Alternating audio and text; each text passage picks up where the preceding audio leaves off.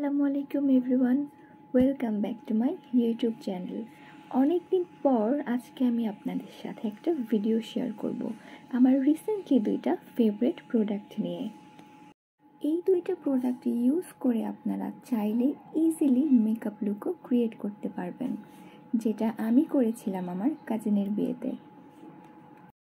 আজকে আমি কথা বলবো ইন্টেন্সিভ ডক্টর কিম সান বিবি ক্রিম ও টোন আপ ক্রিম নিয়ে।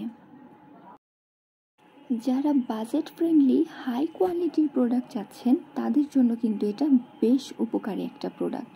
এটাতে কিন্তু আপনারা দেখতে পাচ্ছেন যেটা সান বিবি ক্রিম সেটাতে SPF 50 দেওয়া, আর যেটা টোন আপ ক্রিম সেটা হচ্ছে SPF 35। দুইটা প্রোডাক্টই আমি ইউজ করেছি, আর এখন আমি বলবো আমি কোন সময় কোন ক্রিমটা ইউজ করি। যখন আমার মনে হয় যে আমার স্কিনটা হালকা ব্রাইট দেখানো উচিত বা হুটহাট র্যান্ডম বাইরে যাচ্ছি, তখন আমি ইউজ করি টোন আপ ক্রিম। এটার স্মেলটা খুবই সুন্দর। এরপরে চলে আসছি বিবি ক্রিম নিয়ে কথা বলতে। বিবি ক্রিমটার প্যাকেজিংটা ছিল খুবই প্রিমিয়াম। আমি মেকআপ একদমই পছন্দ করি না করতে, তো যেহেতু আমি খুব কম মেকআপ পছন্দ করি, তো বাইরে যাওয়ার আগে যদি আমি মনে করি যে না আমার একটু মেকআপ লুক দরকার, তখন আমি বিবি ক্রিমটা ইউজ করি।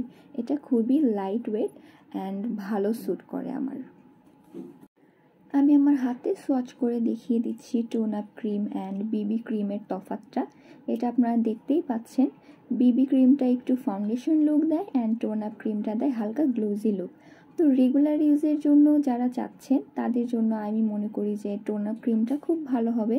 আর যারা এটার সানস্ক্রিন ব্যবহার করেছেন তারা জানেন যে এটা খুব ভালো একটা সানস্ক্রিন।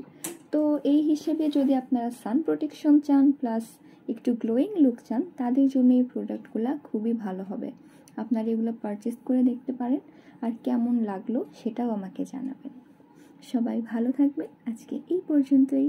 আসসালামু আলাইকুম।